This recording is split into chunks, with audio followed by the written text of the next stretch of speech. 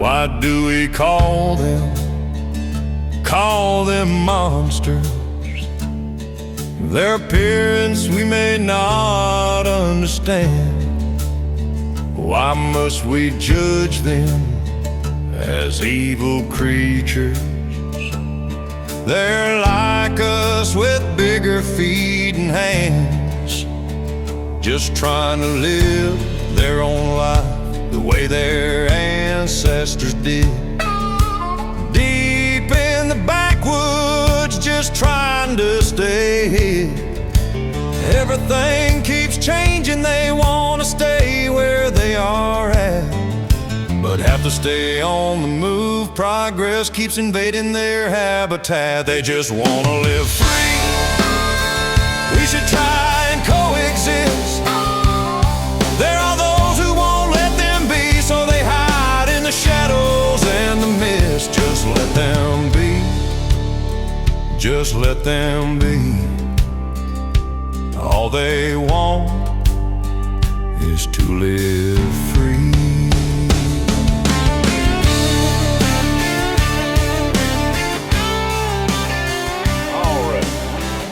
Welcome you to another episode of Tennessee Cryptids Bigfoot and Beyond, where we let the witnesses and researchers tell you about their experiences in their own words.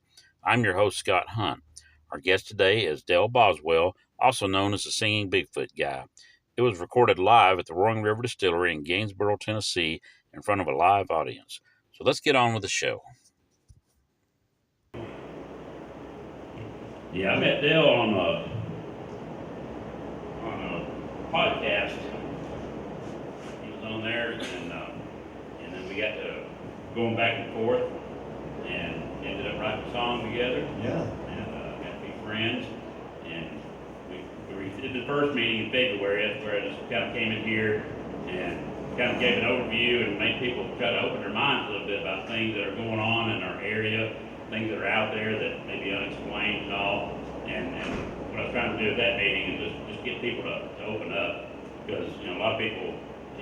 I've always believed in Bigfoot, but I never saw anything. There's a lot of people that say, "Oh, there's no way they can exist." But then, when you look around this world and you travel, and for miles and miles, you're in these big open forests and all that stuff. There could be anything living there. And how are we to say they're not? When we're just looking at a little fraction of the earth, with our own eyes, and there's stuff all over. But anyway, me and Dale, like I said, we went back and forth and. I wrote a couple songs, and then I invited him up here to be the speaker for today. And I hope you enjoyed his presentation and his music there, and he'll go into all the details about that. But we're welcome to. Thank you so much. I appreciate the invitation up here. And I don't get to dress up too much. I've played professionally for about 35 years, and so I had to kind of slow down a little bit. But I want to dress up once in a while, and if you're going to play a Grand Ole Opry song, look like a Grand Ole Opry dude a little bit, and so I really enjoyed it and had a lot of fun throughout the years. But I'm going to explain a little bit on this presentation and talk a little bit about my music career, then we're going to Bigfoot. And what I do is I don't talk a lot about other people's experiences and things they've seen in the past. I'm going to show you my evidence, stuff that I've caught on film and on video that's going to freak you out. And most of it was in my backyard in Phoenix City, Alabama. A juvenile booger, not from me to him, come up, and I caught it right on camera, right in the face. But you're going to see all that.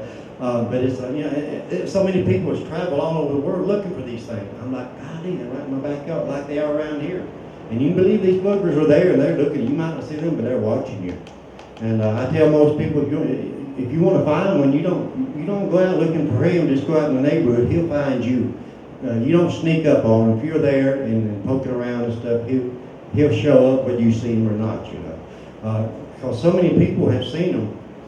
People that's doing regular things, fishing, camping, playing ball stuff, and look up and see them. That's because we're their entertainment. You got to think they get tired of poking around out in the bushes all day and looking at squirrels and grasshoppers, and they look at us little funny looking things hopping around fields and stuff, And I think that's why people see them so much around the neighborhoods and the communities. But anyway, let me get this thing started here. If I can figure it out. Oh, I got to hit that button.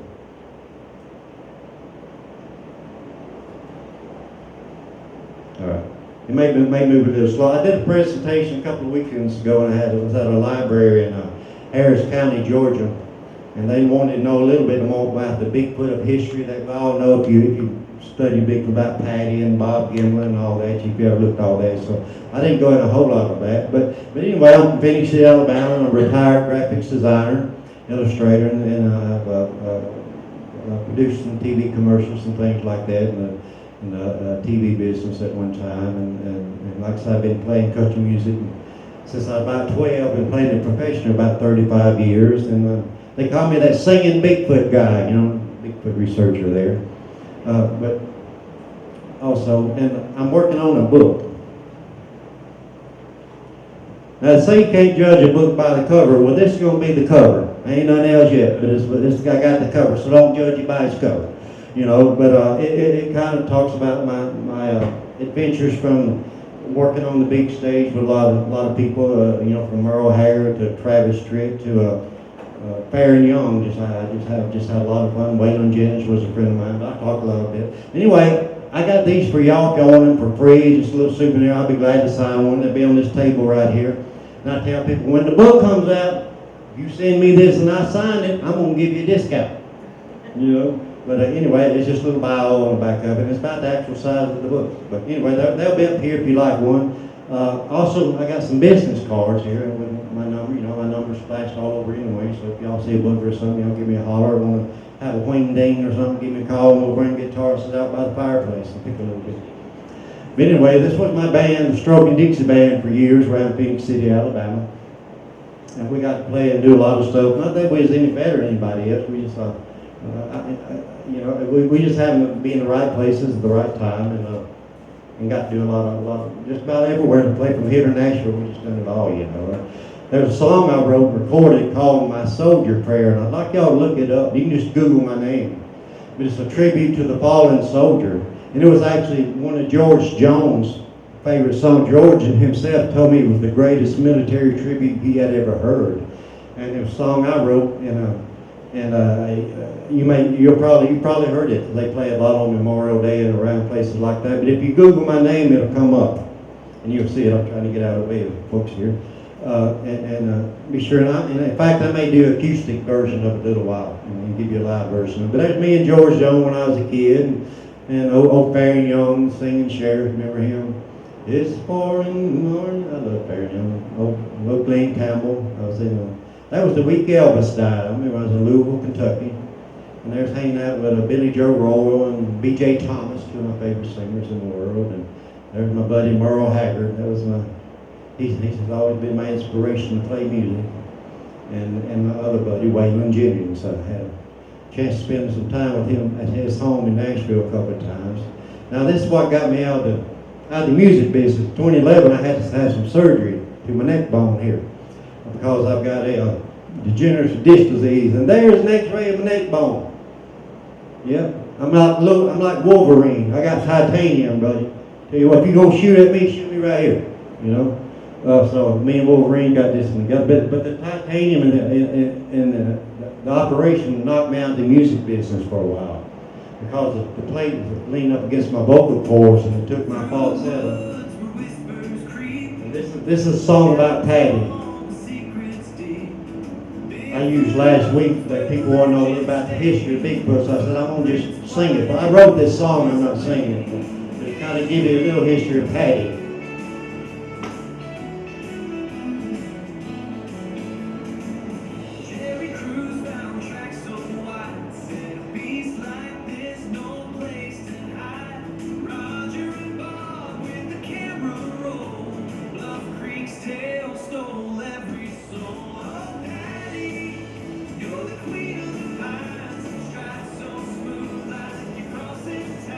Of course, y'all familiar with Patty. With the Patty.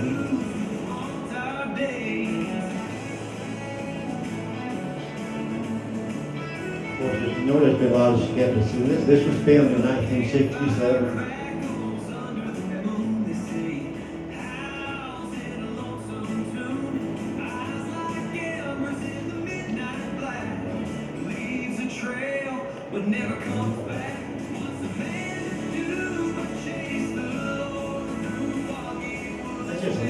freak me out if I see something like that. One thing I wouldn't run and grab him by the leg. Or her.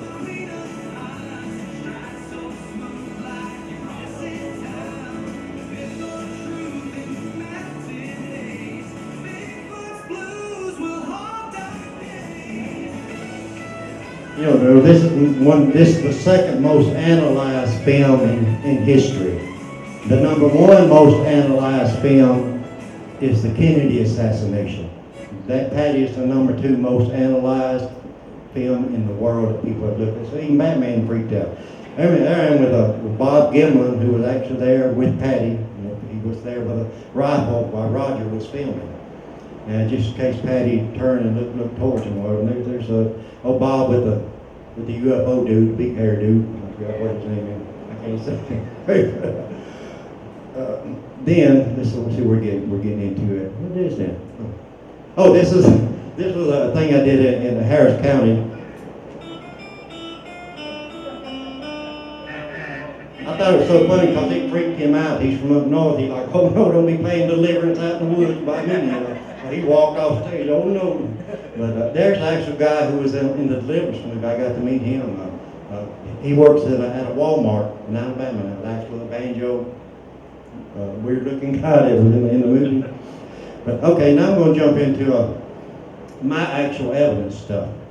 Now this is about my Bigfoot sighting. Usually Jim does this for me, but he's teaching me how to be the tech guy. I just pause it real quick before it gets to that. But anyway, what happened there, this was in 2018, and this is the only sighting I've actually had with my own eyes. And what happened, it was about 9:30 in the morning, and I was drinking a cup of coffee. And I looked out my kitchen window and saw a beautiful red fox out in the field behind my house. So I grabbed my cell phone and I was like, I'm gonna pull a National Geographic and I'm gonna just film them, you know. So normally I don't sneak out my bush, you know, because like I said, them boogers, they know you're there. You're not gonna sneak up on it. Every once in a while you do. And I'll show you something a little bit. But anyway, I was following this fox with my camera.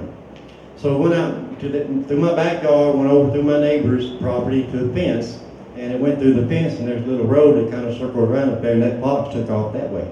So I just put my phone in my pocket and I just stood there. It was a beautiful morning, like I said, 9:30 in the morning. It was a clear day and the sun was coming through the wood. You could see it looked like a movie. It centered up right on a trail, like it lit that trail up by itself. So I was just looking like this, you know, towards a beautiful day, and out of the corner of my eye, and I tell folks this is how long I've seen this. If you'll turn your eyes all the way to the left and you move them just as slow as you can move them to the right, every how many seconds they are, that's how long I saw this.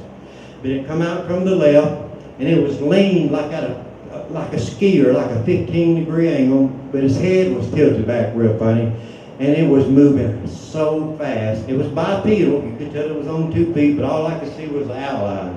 It was, you know, it was far enough black where I could see, but I couldn't see all the detail. I could see the outline, I could see the legs, the arms, and it was bipedal. And it was leaning this way, and it was moving so fast, and it looked like it was gliding through the woods. You know, I know the road it was on. You don't glide on that road. And I tell people, if you ever watch a movie and you see, like behind the scenes where they put these rails on there, where they put the camera on there, where it'll move smooth, that's what you would have thought this thing was on a rail back there. And I think it saw that fox is what I'm thinking, because it went in the same direction that fox went in. You know, but here's the crazy thing. Is you ever heard of infrasound? Some people call it getting zapped. They think these boogers might have can zap you or whatever. And there's animals that can do that, like lions, tigers and stuff, and whales and things that's got some kind of, you know, I don't know that much about the infrasound thing. But I've heard of people getting walked with in the woods. Well, I'm not going to say it's what happened to me, but as soon as I seen this thing, and it didn't scare me. I don't remember being really excited or scared. I was like more amazed. But all of a sudden the blood went to my head. I felt like I was about to pass out. I felt like I was about to cry. And I was getting just confused. And the only thing I could think of is take my phone out and document me, in case I fell over in the woods, somebody gonna know what happened where I was at, you know.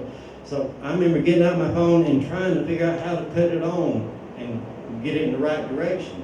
And I finally did. And this film right here, this is the actual footage of me after I saw that booger. You know, so check this out. It freaked me out apparently. But, oh Jim, what did I do?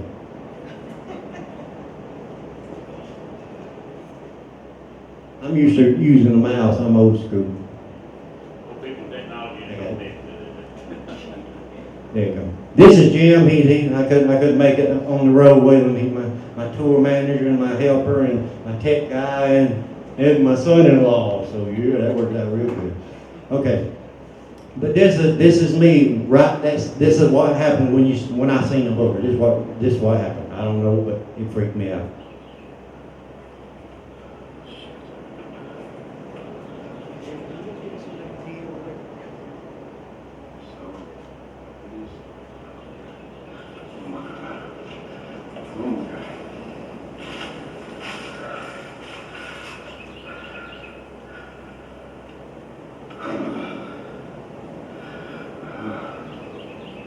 I don't even know if this thing is on or not.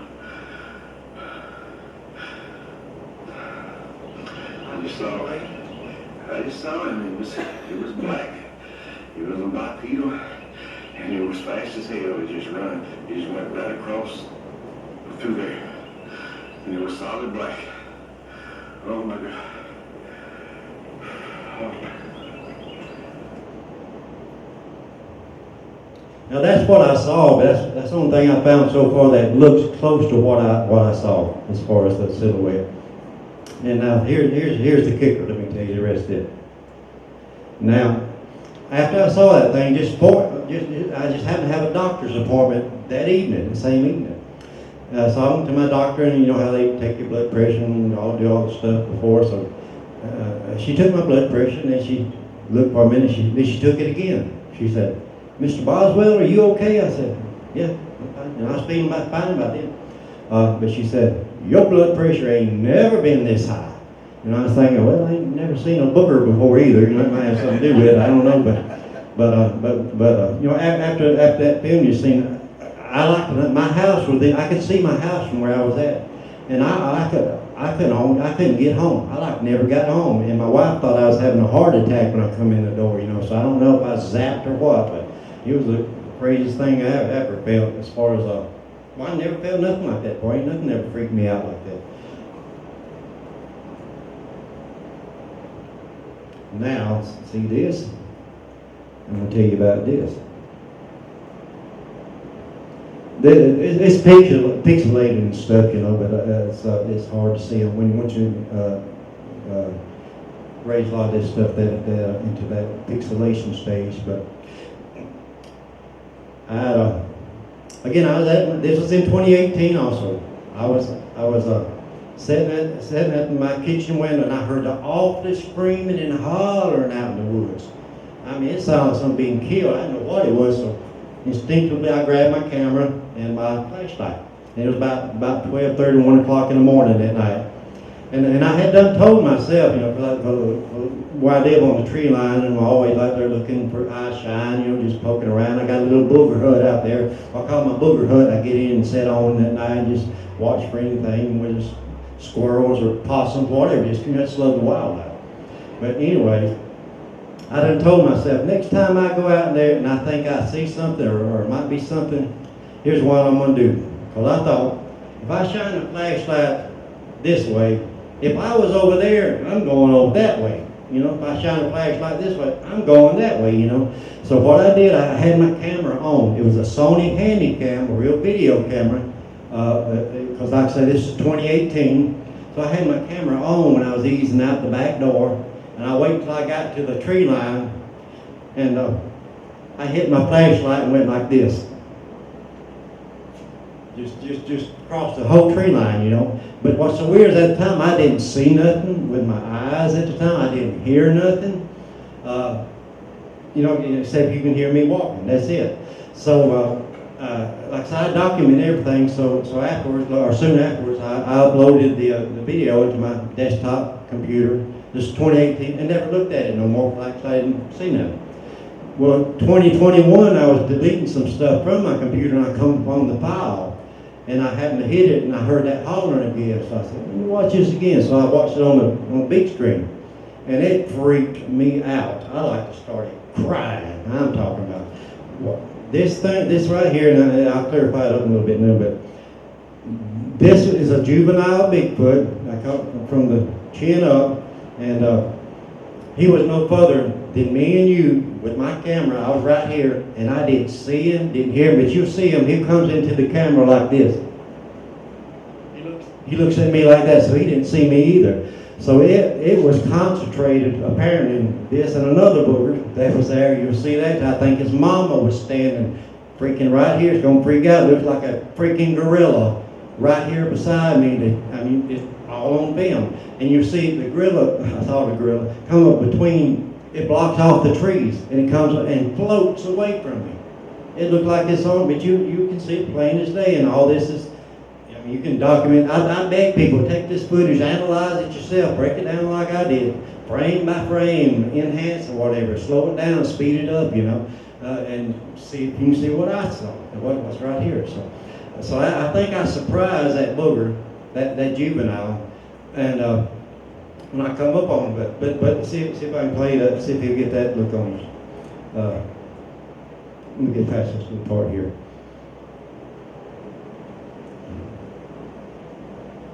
Yeah, okay, I just told you the story. So usually Jim's pushing the buttons for me, so I put pause right there. I like to have. But that keeps the boat out and the rain off. And, yeah, I'm not getting one of those now. Oh, well, see, here's my house. Here's why I think. Here's why I think I got so much booger activity. Is where I live at is right here, and see how it's cut out in them woods right there. Well, the way I see it, most everything I caught was right here in this part of the woods. And I'm thinking there's other things, there's tree structures, there's bends, and all the stuff you watch and see on these TV shows about Bigfoot, everything's back there.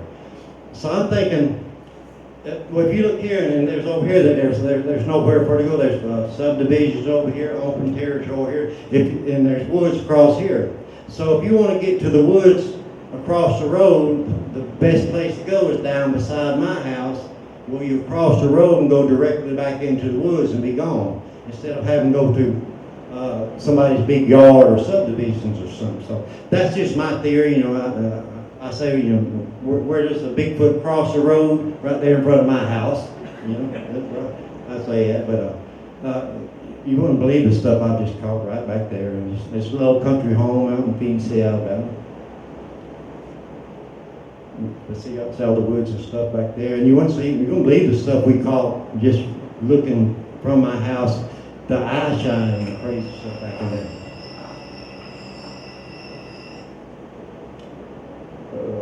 Okay, this story I was telling you while I grabbed my camera, and what I'm going to show you is to start with is the original footage, and you see if you see anything. Oh God, oh Jim, what'd I do? I need to quit pushing these buttons. There you go.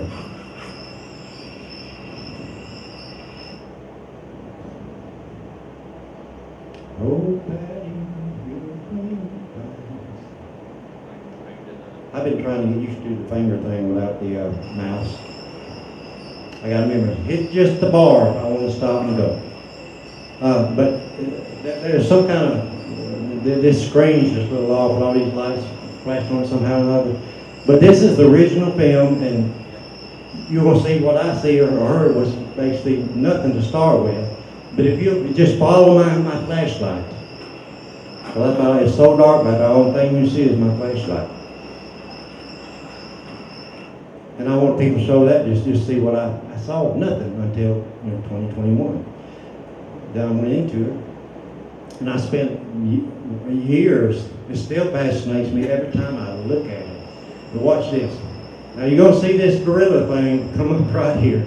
So what I did is I increased, it's so nice, that's how dark it is. I took this film and I increased the brightness 100%, just see if it would bring something out.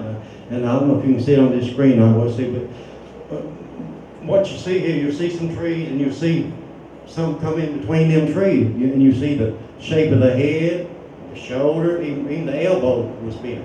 And like I said, it looks like a gorilla to me. See if you see that. Then the little juvenile will come in right here real fast. Look at this camera. Now, I thought it was a ghost monkey to start with. It looked like a monkey. But it come right in there and looked at me. The mama was right here. And I truly believe if I'd have seen that juvenile this close to me and reached out, and that mama would have tore my head off. And I'd been a statistic, because they're very protective and family orientated. And what they were screaming in the backyard had their attention. Because they were, when you look at this film and you analyze it like I did, and I hadn't shown off, there's at least 4 boogers in this 57-second film. And one actually looked like her dog man. There's evidence of dog man there. And on the other side, there's a couple of sets of eye shine that's in the woods. But everything looked like it's going towards what they were screaming back there. And you can hear the screaming on here. Somebody told me it was maybe a deer in distress or something was what the sound was making. But this may show you some of what I was talking about. But watch that gorilla come up in there and watch your.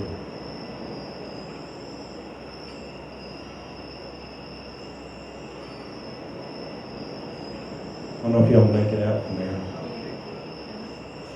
Can you see it? Is that crazy? See how dark it was?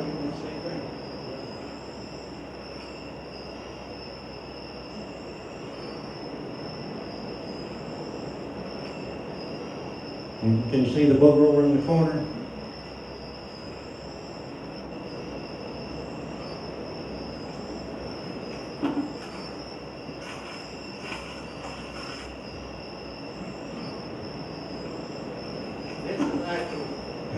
This is actual speed. This is how fast that thing went. Now I've slowed it down a little bit. The way it come up into my camera and looked at me, can you make out the features and stuff there? It looked like one big old ears and big old eyes. It's just like from his chin up to the top of his head. Well, here's what I did after this. Being a graphics artist, I could have done this myself, but I was looking through internet, people who do sketches and stuff, and I come upon this guy in New Zealand.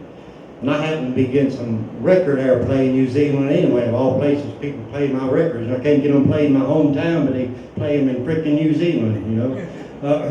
But anyway, I sent that film to him. I said, I want you to look at these frames and tell me what you see each frame. And I never said a word, and this is what he sent back to me. And it's only 7 frames that you see this booger in. And there's 30 frames per second. So that's how fast it was. On the 7 seconds caught him, and if you watch, he's moving, it looks like a fog. He's moving like this till he gets up to me and goes that way. And like I said, I didn't see nothing right there. And I truly believed that their hair, booger's hair, and there's several researchers and stuff that carry the same theory, but I believe their hair reflects and deflects light. It absorbs light, and that's how it was here. Then it wouldn't go on. It was standing over there and it disappears. I really believe that they absorb or deflect light, and they kind of blend in so good to wherever they want to blend into. And that juvenile was absorbing the night. To me, that's what it looked like. Because if you look at the original film, it looks like a fog moving like that, just a single fog, like he's just wobbling around the yard till he comes up past me, you know. The fuzz around it that you see, that's the hair that looks absorbing, like it's absorbing light. It's not the film, but it's great. But this is what he saw. So I took and put his illustration together with the actual frame from the Bigfoot, which is that's over there, actual frame, and what he had, and I put them together, and it almost matched perfect. And that's what a juvenile Bigfoot looks like, or one of them. And I will go And this bad, I'll go stand on my mama's grave and tell you that is the real deal. I filmed it with my camera in my backyard on my SD card from here to there. And again, I offer anybody who wants to look at the film, you can analyze it. Just give me a holler, give me a website, I'll send it to you. I would love for somebody to go through it. But, and I have had a few do it. Well, let me get this. Also in my back, that's why I call my backyard Boogerville. There's so many buggers back there. But one time, I forgot what year this was. This was 2021, 2020, somewhere in there. But a good friend of mine wanted to come to my house, go boogering, go Bigfoot. So he come out. And we went out that night, and I had my camera going. He had his phone, just his cell phone camera. And we were just walking through Boogerville there, you know, I was running my mouth and stuff, and he was just videoing. Well, when he got home, he called me up and said, "You ain't gonna believe this." And he sent me the video he had taken. And apparently there's a booger, looked a lot like the one that I saw running, when you see this. But there's a big old tree in where he was filming at. And you could, and when you're looking on the right spectrum stuff, you can see this image, this booger. When he was filming this way, that booger would go that way. When he turned this way, the booger would go that way. Behind that tree. And finally the booger said, "Hey, wait," and it goes, shoo. And you'll see it, and it actually hits an opening. The light was coming through, and you see him go right through there. And it was great. And we didn't see nothing. We didn't hear nothing while we was out there. And this was going towards the deep woods. It wasn't no person. It was going way too fast. But this will show you that.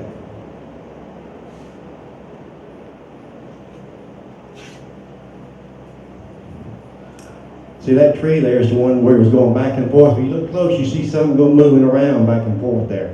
You see that one opening right there? Keep your eye on it. You can see it go? You see it shoot across there?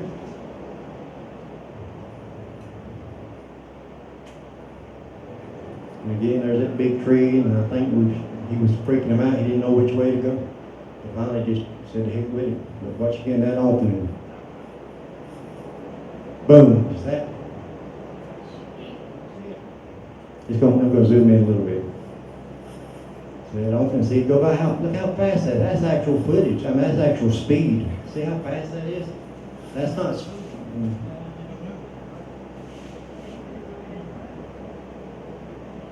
Let's slow down just a little bit right there.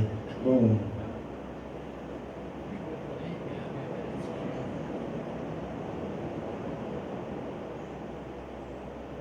And that really looks a lot like what I saw with my own eye. It really does. It just looks just like it. Maybe it did back there. I don't know. I ain't been back there since. I don't want to be a statistic. But this is the daytime view of the actual area where it was at, to show you what it looked like during the daytime. And the big tree that was behind and whatever, and it was back and forth. Then it took off. It was, I think it was right on the other side of that fence, or just on this side of the fence. So you see the gate there? But this is just daytime footage of Boogerville behind my house, and I wanted to show you what it looked like, where that booger was at behind that big old tree.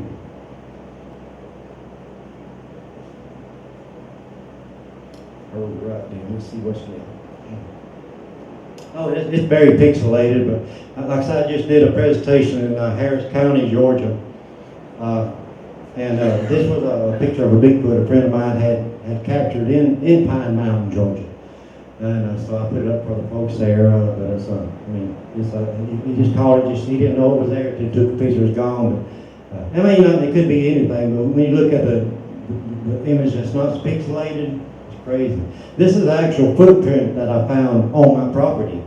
And what happened is this thing accidentally stepped on an ant bed. Because these boogers don't leave footprints if they can help it. They don't want you to find them.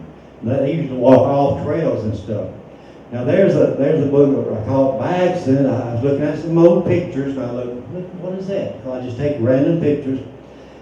And there's a stump behind my house. I call it the cannonball stump because it kind of looks like a cannon. And I think that was that juvenile booger. The one I caught on video. This was that same year, 2018, when I caught this. but if you can see his arms, little fingers right there. It wasn't about this tall. If you go up to out to the stump and where he was at to the stump, which is the stump right there, he was a little bitty thing. So I think it was that juvenile book, because you can see there ain't nothing there. It looks like a little bald monkey head of a stump or nothing, you know. Now this is something I built. I usually take it around with me for people to get pictures with, but people claim that Bigfoots are average 8 feet tall and 4 feet wide. Well, that's what 8 feet tall and 4 feet wide looks like. You know, it don't look that big till you get up next to it. And that was just a sheet of plywood. And it was this design here. This was the number 2 plywood that figure that I built. But it's what actually drawed me into my looking for boogers around my house. Now, have you ever been to the Bigfoot Museum in Blue Ridge, north of Atlanta? There's an awesome Bigfoot museum there. And they actually got some of my stuff on display there that I used to, or that I kind of made myself to out boogering with. And they liked it and they wanted to put it on display. And I thought, well, you know, I may never make the Country Music Hall of Fame, but I damn sure made the Bigfoot Museum, you know. Now this is crazy, listen to this. Let me pause it for a minute. Let me give you this story. This is a road not far from my house, and it's called Wild Man Bottom Road. So I always wondered why they call it Wild Man. But you know, people name roads for a reason. You know, whether it's dead dog or you know, crazy people road. I don't know. It could be anything. You know. But I to this day I have not found out why they call it Wild Man Bottom Road. But it was a cool squatchy road. You know, down across creeks and stuff where I take my 4-wheel drive and just go squatching. You know, I go out there a lot of times and never catch anything you know, worthwhile. But this particular time, my uncle come up from Jacksonville, Florida, and he wanted to go boogering. So Jim was with us, and I said, come on, let's just go. And what I did different, and I think this made a difference, is many times I've been out there and tried to attract some attention. I usually take my old Dodge. I got an old 98 Dodge Ram, just my baby, you know. And it's set up like old school, boom, boom, boom, boom, boom, boom, boom, boom, boom, boom. No, it sounds good like that. So them boogers know when I'm coming. They hear me, and I know good and well they know what that sounds like, you know. But this particular night, we went in my wife's car, which is real quiet, and I think that's what made the difference. We would park by the creek and open up the tailgate, and I put a little tape recorder, a voice tape recorder on the back of the car there, so nothing would disturb it, bounce around in case it caught something. Then we were filming. So I told Jim, and again, because of my surgery in my neck, I don't have a fault setup, so I can't do them high hoops like you see on TV. If I do something, it's going to probably piss them off, be like, you know, I can't do no high notes. That'd be like I'm fussing at them. But Jim got a good, he did a good high note, and it's the first time he ever did it. So I said, look here, Jim. I said, I want you to scream just as loud and long as you can. And he did, and he pissed the woods off. I've had there's several people analyze this that does the spectrum things and stuff, especially in the audio world. And a lot of researchers use this audio. They'll show my audio in their presentations because it's one of the best ones ever caught. But we believe there's actual dog men and Bigfoot, I think, possibly combined in this thing. And what you'll hear Jim do the initial call. Then it waits for about 20 seconds, and you'll hear just a single call, which was a watcher. Because these things, if they have a clan, these boogers have watchers that kind of keep an eye on things, you know, make sure ain't nobody sneaking in around the corner. So you'll hear the watcher go, then you'll hear just open up, and you hear it getting louder and louder. And it's not because we were getting close, it's because they were coming towards us. And it's the only time in my Bigfoot history that I've said, let's get the hell out of here. Because they were scaring me what was going. You'll hear it. So I kind of wish I'd stayed and seen what was going to happen. But I'm not sure how loud it's going to be, Jimbo. So keep an eye on it. But like I say, the first call is Jim.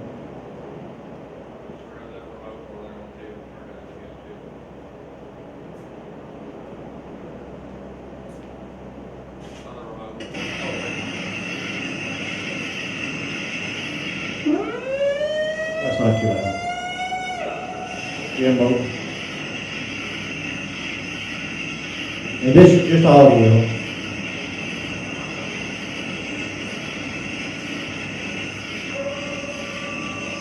There's the water.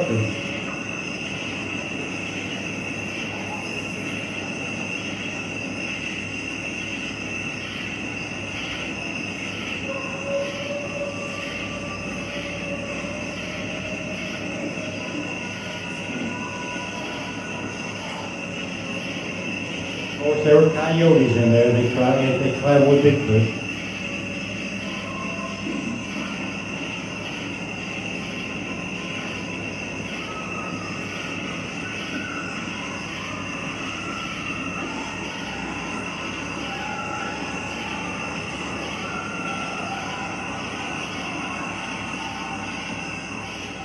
When they make a hit to the house, I don't know what all that was and everything, but they say coyotes and Bigfoot kind of hang out together, but it makes sense, if you eat the same stuff, But this gonna just play it again. I want to put the folks in here once again. There go Jimbo. We're going to investigate tomorrow some people's houses around here that's been having some activities, so we're going to do an investigation for them, so get ready again.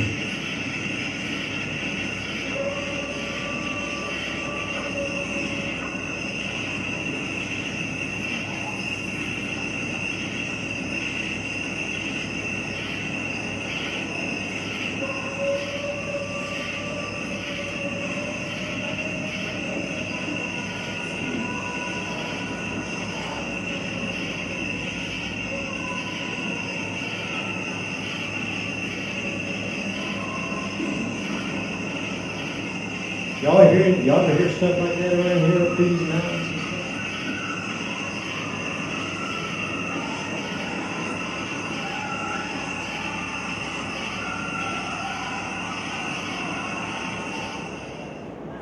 That still gives me the chilly bumps. But anyway, there's my booger hut. I tell you, I get on in the backyard and just sitting at night, just watch for critters, and that's all. I got some business cards up here if you want to grab one. Use it to scrape up something, whatever you want to do with it. If you see a bugger, give me a holler of Scott and stuff. And I'm not sure what I have else on here. Let's see. I wanted to share some vocalization that's local here. Okay, Vocalization there. Yeah, I think that was the end of this presentation, anyways. Yeah, there's a lot of activity around our local area here. I've talked to several different people. I've heard vocalization, me and my wife both, at our location. And she had knocks on the house. I think Dale and them had knocks on the, or who was Steve and them? We did last night, Yeah, they all had knocks, and then some local neighbors here, they have activity over their place also. But this is from a local researcher here in Clay County, and I believe this was out of Smith County. And he sent this to me here a while back, and when I heard it, I said, "It sounds awful close." And he said it was. Said I was in a tree, and they were right below me. And this is the same thing that me and my wife heard at our camper one night when we were building our cabin. We were sitting there playing cards. It was just nice and peaceful outside, and we heard this noise right here, and it shivers up our backs. And we turned the lights out and hit the floor and had a gun. And I thought it was somebody out there yelling. I said, "What do you want?" But I don't know how loud this is going to be.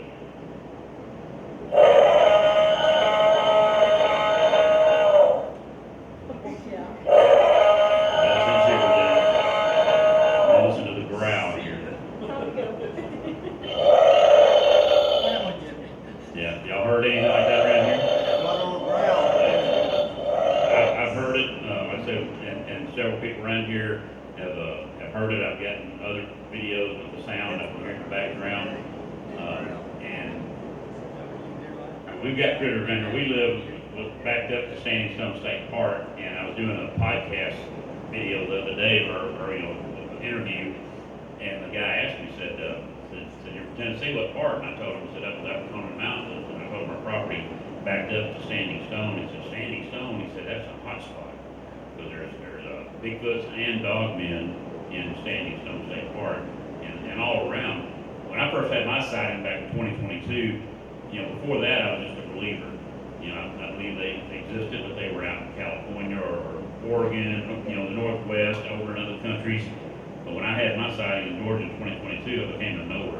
So you have the skeptics, you have the believers, and you have the knowers. And the knowers are people that have seen them, that have had experiences. And once you get to that category, that's when I started doing the deep research and all that. And it just opens up the door to you because there's so many different podcasts. Dale has several different podcasts that he does. He does a lot of interviews online. And you start hearing all this information from these other people. And you say, I believe them. They're like me. They're not just going to sit there and lie about this stuff. And when people say, where's the evidence at? But people aren't just going to throw it out there to you because people going to think, well, they're crazy or something. So a lot of people hold it inside, and they don't share it. I don't care if people think I'm crazy or not, so I do share it. It's true. It's true what he's saying. And actually, if you come in, you see decals on my car or Jim's car. That's got my name and phone number on there. This is today's world. You can't hide it anyway. But you wouldn't believe how many people come to my car at a Dollar General or my truck and see that on the side of my car, and they'll wait for me to come out. And they'll say, "Are you serious about this?" And I'll say, "Dead serious." And they'll say, "Let me tell you what I saw." Like he said, most people just ain't gonna tell anybody. But if they, and I'll have policemen, lawyers, all kinds of people come and tell me stories of things they've seen. You want to say something there? Yeah, the other day I was, that logging road that goes up by the house, Scott? Yeah. I was right there picking up some rocks, and I heard one of those growls. Heard a growl at that. Yeah, I've been over his place and done some research over there. It's got a lot of energy at that place.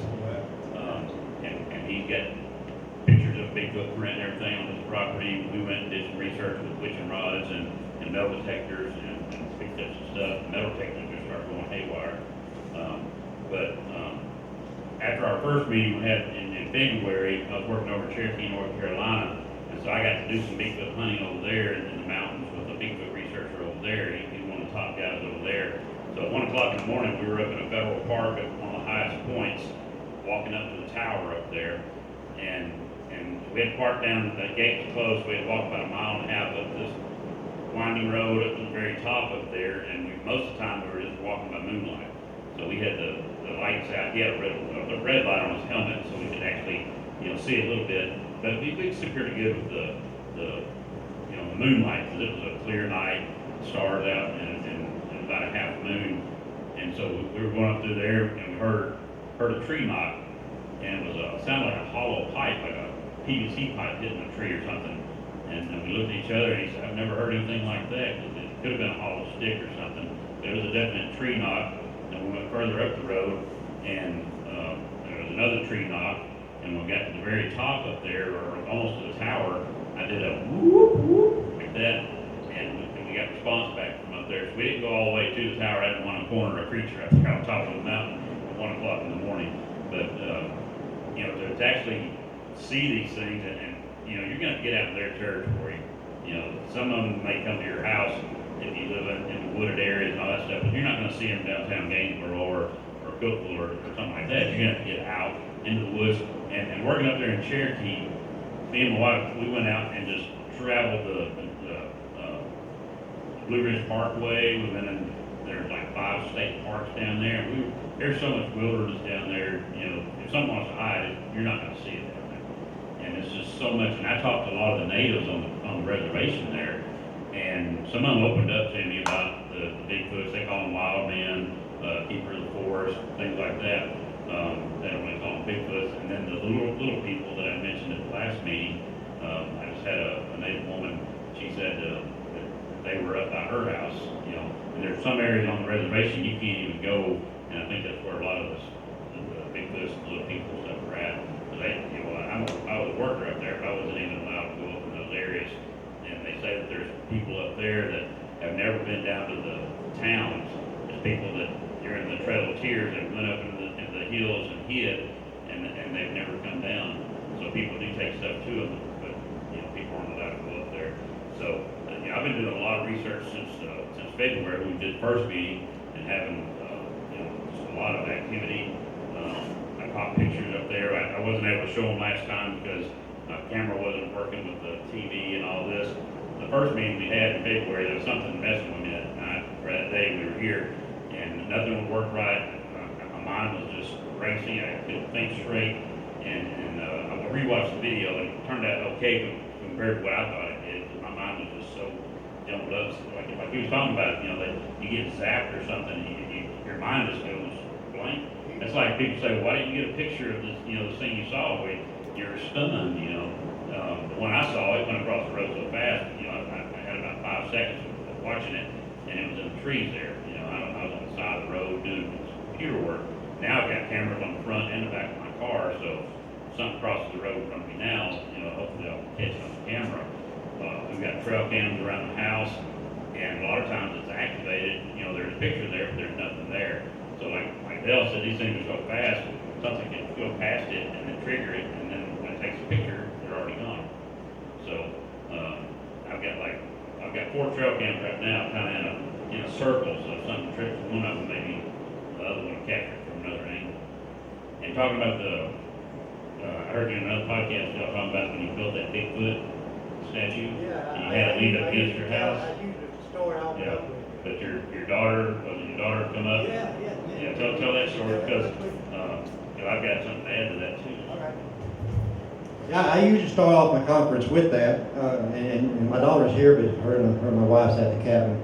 But it's Jim's wife. But you seen the Bigfoot silhouette thing that I built out of plywood? Well, I built that in July, not that wood, but the original in July of 2014. And I built it just as a curiosity to put in my yard, you know. Till then, I didn't think Bigfoot was nowhere around my house, and I've been from here to New Mexico and everywhere else trying to look for him, you know. So, but anyway, so I built this, and I had it leaning up in my garage, up against the garage. I just had painted the front of it black, and I had it leaning up there.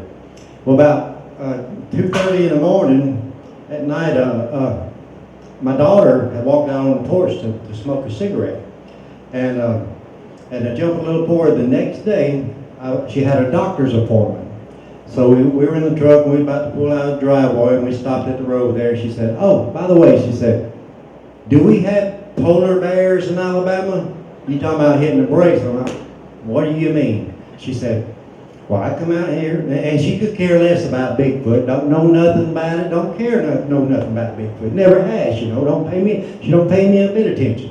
You know, but what she saw looked like a polar bear to her, and it wasn't no further from here. That door over there, from my front porch, at the tree line, looking at this thing I had built that was in my garage, and she said it was looking. That's what she said. She said it was looking at that thing you made, and they say they're very territorial anyway, you know, and you wouldn't believe how many reports I get of people seeing white Bigfoots. You know, and the way she described it, she pointed out right to the tree where it was standing, and you could see it was about exactly 8 feet tall. Its head was at that limb, she said, and she said it was a pretty white, blondish looking. And here's what got me. Like I say, she don't know nothing about Bigfoot, didn't know nothing about this. But to start with, she said, but from like the knees down, she said it was kind of a muddy orange look. You know how like a Labrador Retriever or something other gets in the mud and they're kind of blondish and it kind of turns a little orange looking, you know. She said that's what it looked like, and I'm talking, that makes sense. Then she said all of a sudden it went like this. And she said it was gone. She said, I didn't hear nothing, didn't see nothing. She said, I was looking right at it and it was gone, you know. And that tells me exactly, back then you wasn't talking about these things moving like that. That's what they used to call the woo. And if you mention anything that these things are some kind of possible supernatural, got powers and can do stuff me and you can't do. You know, it's just, you know, there's a lot of critters in the world can do that. You know, there's an octopus you can set right there and he'll turn in that dang barrel right there and you'll never see him. Anyway, that's what first got me started looking in my backyard.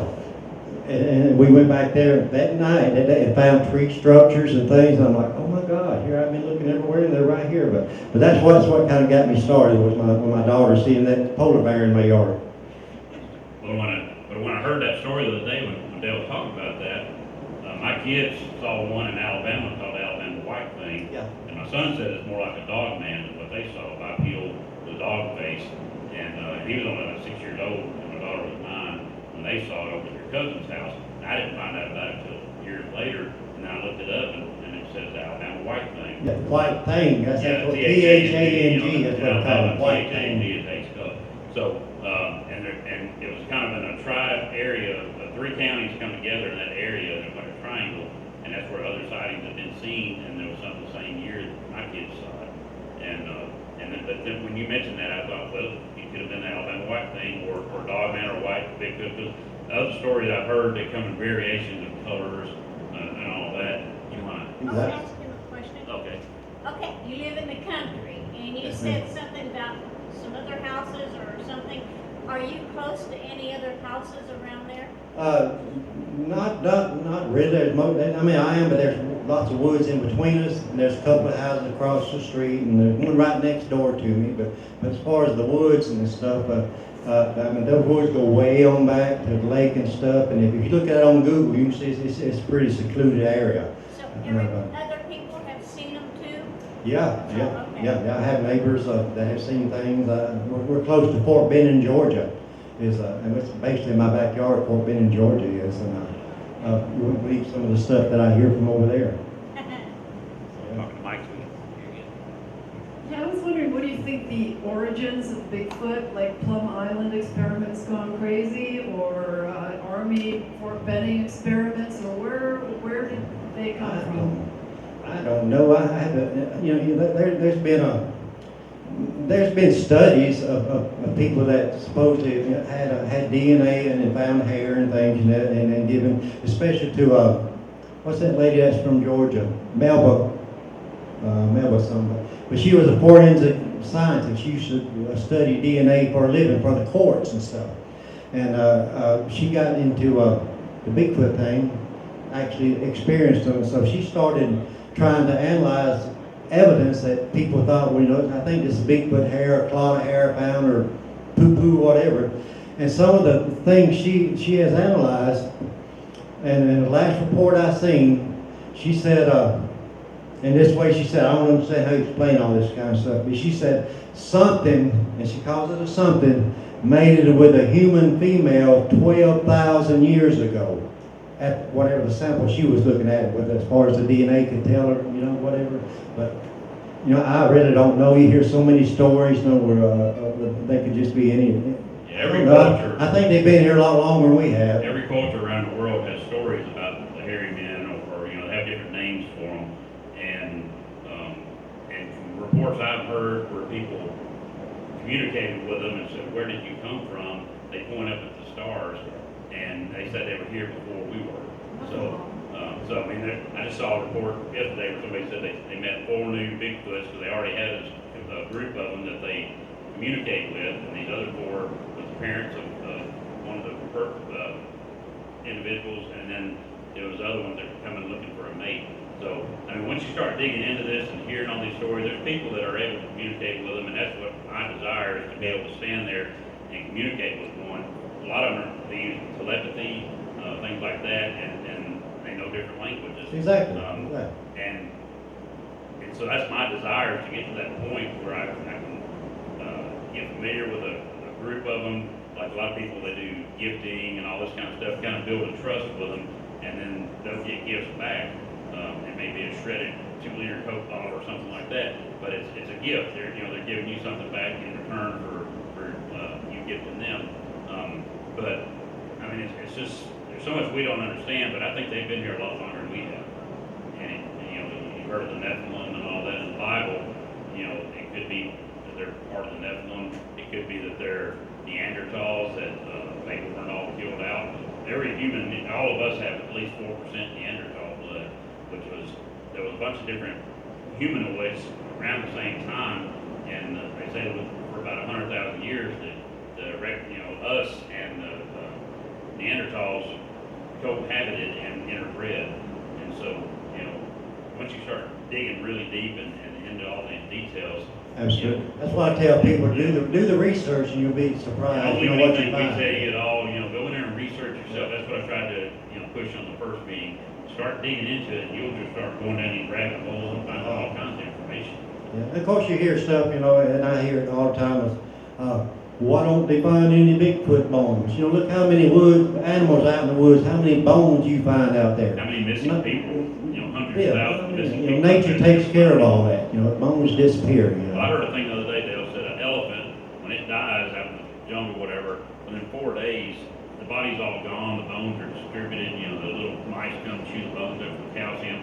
You know, it doesn't take long for a body to disappear. Yeah. Unless you bury it and it gets preserved, things like that, it's gonna, you know, we're all gonna turn into dust, so. And it's, a lot of time, biggest thing I get, somebody will come up in my truck or whatever, and he'll say, I've been hunting in these woods all my damn life. I ain't never seen nothing like that. I said, so you know everything that's out there? He said, damn sure do. I said, well, about 100 yards out there right now, what's out there? He's like, I don't know. I'm like, there you go. You know, if you hunt in the woods, they're gonna go that way. They ain't gonna sit there and watch you hunt. You know, just cause you ain't seen one, don't mean nothing. You know, I mean, they ain't seen you. One of the guys that he lives in Cookville now, because he wanted to go in the woods, but he was in North County here, North Springs, and he saw a Bigfoot one time, and then he saw a giant cat about 400 pounds, you know, feline creature, and he said he'll never go back in the woods. So I mean, and he said he hunted in woods all his life, and then happened, you know, Bigfoot happened, and then, you know, he kind of brushed that off. A couple years later, he saw this other creature. I don't know if it's a wampus cat. I've heard the term wampus cats, things like that. But he said it was like a panther or something, but like 300 or 400 pounds heavier. So, you know, big, huge thing. It would have been, you know, our size or bigger. So, I mean, around here, there is all types of creatures around here. You just have to get out and look and talk to people. And like I said, you know, they're not going to just volunteer information a lot of times. But if they know that you're interested in that stuff, like right now, I've got like 4 different properties to go check from people contacting me.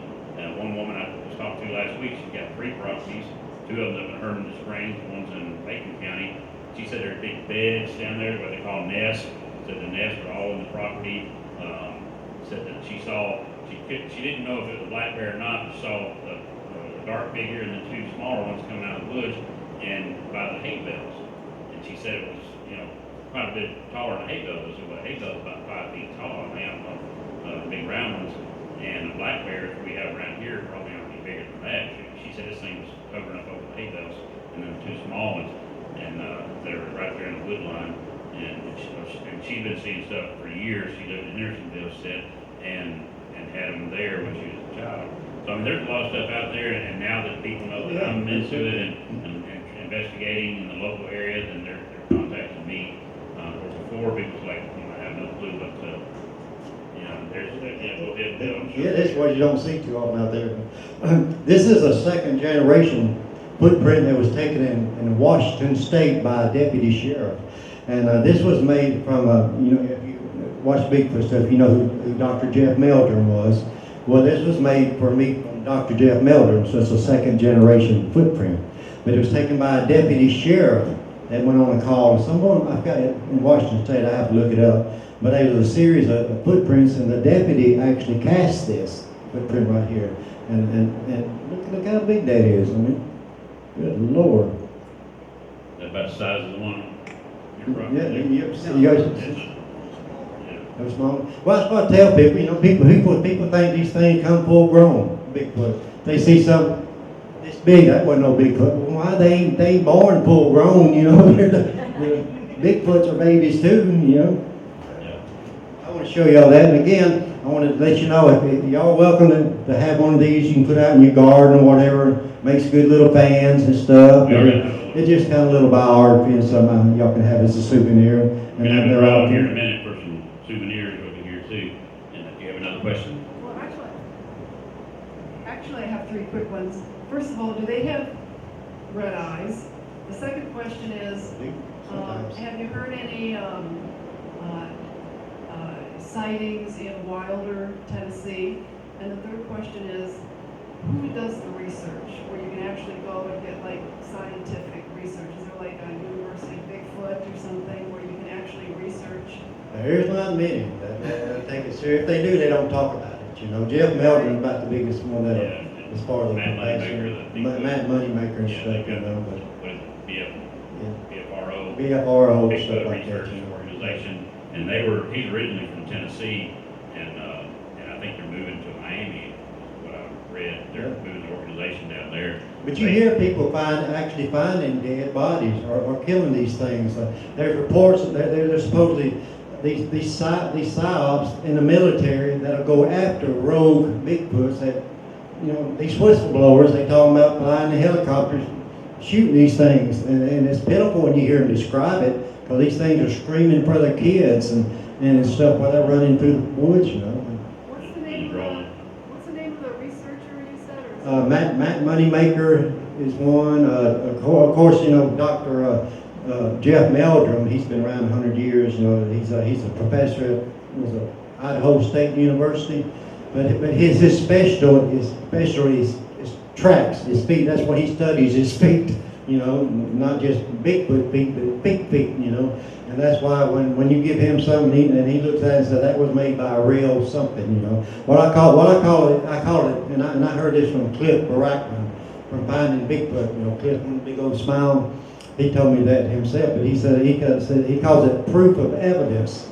And he said what it is, it's not actual proof that this was made by Bigfoot, but when you get a track or something, it's proof that there's evidence of something made it. Don't know what it is, but that is proof of evidence that something made that print, you know.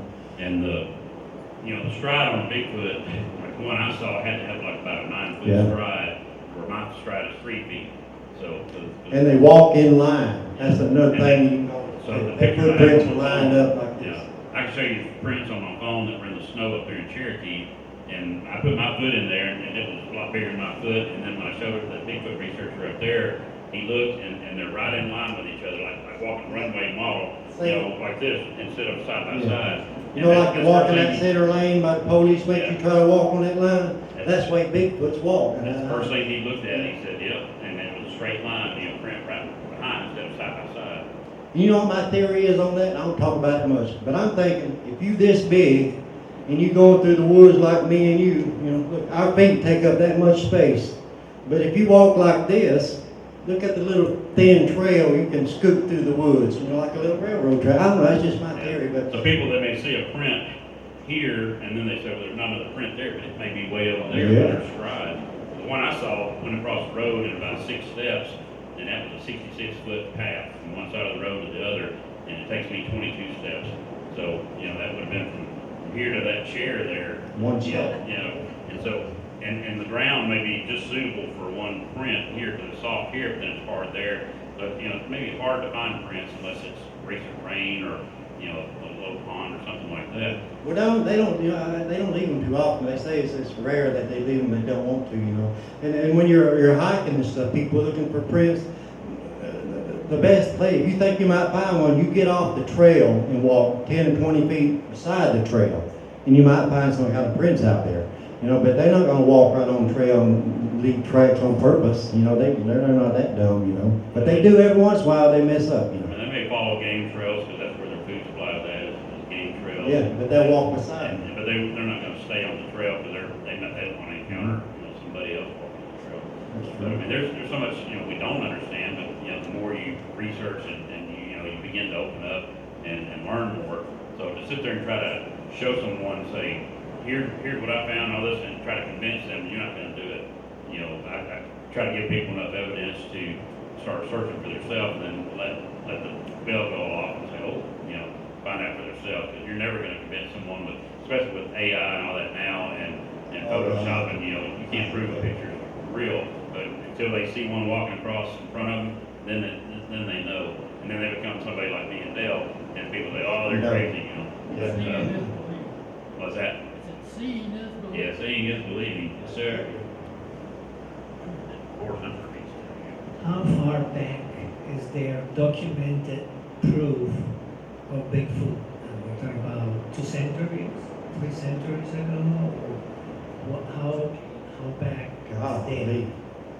it goes way back to even paintings on caves, right? Yeah, cave paintings, look all that. They have Like Bigfoot, you see, big old hairy looking thing, big old handprints, footprints things. primitive creature called Gigantopithecus was like a giant Bigfoot. I mean, I don't know how tall they were, maybe 30 feet or whatever. Yeah, they can. And so that's maybe the origins of it, and then they kind of shrunk it down. Everything in the older days was bigger. There was more oxygen here than dinosaurs. Even people, everything was larger back then. Bugs. Because even the trees and everything was large, and then the production of oxygen, everything kind of got smaller and smaller. So back, 100,000 years ago, things like that, when the oxygen level was higher, you're going to have bigger creatures. The Gigantopithecus, they've got skeletons of that, and I think it's around 30 feet tall, and they say it's like a Bigfoot. So, and there's cave drawings, there's stuff in the Bible, like both. Yeah, the Bible mentions hairy beasts. Yeah. The natives, Yeah, the giants. And like David and Goliath and all that, there was like 5 brothers that Goliath had, and he wasn't the biggest one. And so some of them were like 18 feet tall. And there's so much history. The Egyptians have all this stuff about giants and everything too. So, who's to say, I don't know, I can't disprove or prove anything about what there is, but I just see the evidence from thousands of years ago, with these drawings. So they had to have seen something to come up with this. There's even drawings of man riding dinosaurs. And if you get into the timelines and stuff like that, dinosaurs might not have been millions of years ago. It may only been, with the flood. And those got all destroyed. Well, there's even fossilized footprints of human prints inside dinosaur footprints. Yeah, you got dinosaur print there and a person. Human walk across a dinosaur Might print. be still a wedge, so, Okay. but the natives have talked about it forever. Yeah, the native, every tribe around the world has had lore about the hairy man and stuff, so. Yeah, I've been in New Mexico in the mountains with a shaman up there, and he sat way up on the mountain and saw a booger up there. My daughter did. Actually got a thermal of it, but he was telling me the stories of the natives and how they see these things and how spiritual, and he liked my music and singing, so I sing him a song and he'd sing me a song. Hey, then he explained to me what he was singing, and he'd be singing like Bigfoot songs and stuff. It was really cool. I have another quick question. So, did you mention that they've been shot by, Oh yeah. That's the stories and stuff I read and hear about and research. because the military are not going to tell us anything. So how has that been reported, and what do they do with the Well, bodies? one in particular, don't tell them what to do with the bodies. Don't tell, probably ain't no telling us why. It's my guess the pharmaceutical companies has got something to do with it, because these critters, if they're what we think they are, their immune systems living out in this world, it's got to be, amazing. Just think of the stuff that they don't have, diseases and stuff, So that's the first thing I think. If the government knows anything about it, it's going to be tied in with the pharmaceutical companies, So we'll probably never hear anything about that. They have special ops groups, the government does, that comes and gets these bodies of different creatures. Yeah. There's one in particular that you can look up that's been documented. And if you give me a holler or go to my website, my Facebook page, whatever, I can hook you up with all this stuff. But that's documented, and he was a sergeant major in Fort Benning, Georgia. And there, like I said, there's an interview, we have to look it up and listen to him tell the story. But I've never been in the military, but where sometimes they say they set you up in these buildings or something, and it's your job to go make sure all them doors are locked, all that stuff. I forgot what they call it, what kind of guard. But your boss or your CO could sometimes go unlock a door or something and not tell nobody. If he goes see that door's locked, he knows you didn't do your job or you didn't check it. But anyway, this guy was doing that, checking this building and stuff, and said when he come back up to the front of the building, he said his drill sergeant was there in his underwear. There were several MPs there and other officers, and he asked him what's going on. He seen helicopters flying. And he said, a soldier has been, this is in Kelly Hill, Fort Benning, Georgia. He said, a soldier has had his chest torn out by some beast that they're chasing through the woods with the helicopter. And this was the guy telling the story, and he had to back up from the drill sergeants and everything. They don't know what it was or who it was, what happened, but this is just one of the few stories that's come out of Fort Benning, Georgia, and a lot of Army bases. You hear a lot of reports of boogers hanging around them. During the Mount St. Helens explosion up there, Yeah. you can watch the videos online. They extracted 3 bodies of the ones that were killed during Mount St. Helens. And I saw a video the other day, and it showed. I saw that, like a helicopter. Yeah, the helicopter and his body just swinging on the helicopter where they were toting it out. And I'm holding like, Yeah, so there's some things you don't know if they're real or not. But that story's been around forever. You've had whistleblowers, like I say, that came out that helped on the excavate or getting the bodies out, extractions. And, they're all over the place, and the military's gonna hide all that. Everything's classified, as soon as something like that happens, they classify everything, so you can't see it. And they're gonna hide all that information. The Smithsonian's another one that hides all the information. Everything's found, giants and all that stuff. They send the Smithsonian loses records of any of it. Never been here, we never know what you're talking about. Yes, sir. One thing, we talk about the military always trying to collect, evidence about Area 51 and so forth. So why, logically, would they shoot a Bigfoot when they could capture it and study it, like they've done it with the supposedly Area 51? I think they probably do capture some, just like they said, they have aliens at Area 51 and all that are alive. But I think they're out there to take them out. And even right here in our own county, last time we had other people talking about the helicopters flying over their houses at night, no lights, all that stuff. We had the same thing over by our house, and we live by Standing Stone State Park. And I've seen military, well, it looks like government vehicles at the bottom of our property where dead ends into the park. Like 2 brand new SUVs, one time they were both white, the other time they were both black. And there's all type of activity in there, so I think they may be going there trying to find them, kill them, and extract the bodies out of there. Who knows what our government's going to do. Well, I'm thinking since they come out with this UFO disclosure, where the government saying, yeah, they're real, we don't know what they are, but yeah, they're real. I'm thinking that within my lifetime that the Sasquatch thing is going to come out through the government. But there's several senators that are big Sasquatch believers. Tim Burchett, one from Louisiana, and I've actually seen them doing interviews about other stuff. But see a little Bigfoot statue on their desk, while they're doing an interview. I'm like, he's the one I need to talk to. But I believe it's going to happen one day. Well, I say there are black ops units that they say they're doing training out here. That's why they're out here all the time. I think they're looking for these creatures doing night vision, the thermals and all that stuff, trying to find them. They've been flying just above treetops through the house. Right. So I don't pinpoint where sightings may have been done or something like that, because I don't want them to find out and then try to go get them. I don't want any harm to come to these creatures. Like I say, it's my goal to, at some point, be able to sit across from one and try to learn from them, whether it's vocally, I've heard. So that one that was beside me didn't want to talk at all. Yeah. He do like Another thing, after our last meeting we had here in February, I was home one weekend after one of the big storms. I was out in the yard picking up limbs and stuff, and there's a ridge on the other side where there's some houses and stuff, but I heard these voices, a male and female voice, and it's like, I thought it was a radio or something, but because it was in a language I didn't understand. I thought it wasn't Spanish and it wasn't English, and I thought it was the radio as loud as it was, but I'm thinking now they were right over the hill from me, and they were talking, they call it chatter, but it's their language, and because the radio never came back on, or music didn't come on news or something like that, but it's a language I've never heard. I know Spanish because I work around a lot of Spanish people with my job, and I know some English. I may not be that great at it, but I know some.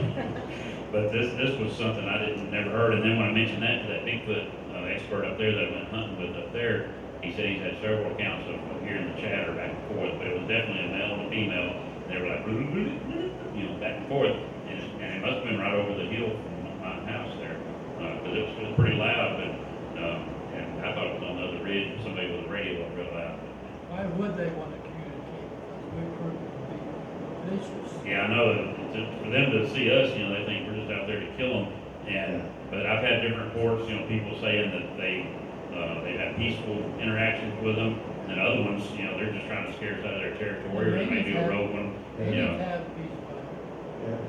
Yeah, but They left them alone, and they left that. yeah, but the natives, some of the languages that people have heard are ancient Native American languages, Indian and stuff like that.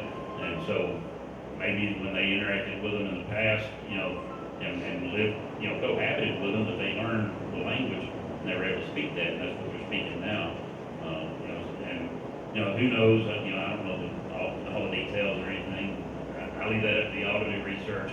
But when you start researching more and more of this, you'll find out more of that stuff. I had a dear friend of mine, I don't know if you remember Dallas and Wayne, if you ever researched I go way back in the Bigfoot world, but they weren't the first big serious researchers, if you say serious, but they were two old country boys. I think they live in Ohio. But Dallas, that's called Dallas and Wayne. You can look up Dallas, Gilbert, and Wayne. But Dallas was a good friend of mine, and they would research all the time and done a few documentaries and things that they've been on TV and stuff. But I was talking to Dallas one day, and he said he can call them or has got reference when he would use a sort of an Indian type thing, and here's what he taught me is, hey, Momo. He said, do that. He said, that means, hey, how y'all doing? Or in native language or Sasquatch, you know, hiya, Momo. You know, I can't do it as good as he could, but you know, there is a language I think that they do. You know. And one thing, if you are going out in the woods trying to, see anything, use mind speak, what they call mind speak. Just in your head, just tell them that you're not there for any harm and anything like that. Because they can sense you. They may can see an aura around you. And if they see you come to the woods and your aura says orange, and orange means danger, then they're going to stay away from you. But if it's a purple color or something, which means I don't know what the aura are. I'm just saying. Same way. I know them boogers in my backyard, some stuff too, and I've actually went out there because I got a lot of cats. I love my cats, and I walk through the wood and I say, look at him.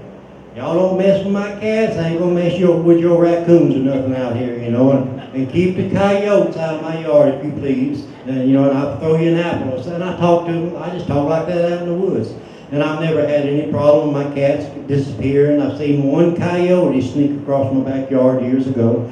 So maybe it works, and I don't go out there that often as much as I used to since I've learned that I know within my heart that they are back there or do come through there. I don't know if they're all the time, but they may just migrate through in different seasons, but I know they do come through there. And so I always make sure I go peace. If they wanted to do harm to you, they wouldn't have a problem doing it. They won't. If they wanted to do harm, they can do harm easily. No.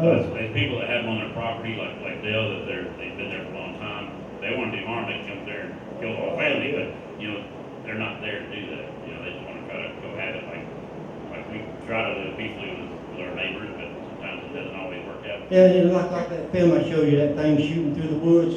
Right there, I'm like, and seeing that again, I'm thinking, what was that? And what is it? It lives back in them woods. Whatever it was, y'all seen it. Shot back to there and looked like a human, He had to slow that footage way down just to see it moving, because it moves so fast, you might not even, it'll be a word to you, you don't even notice something across there.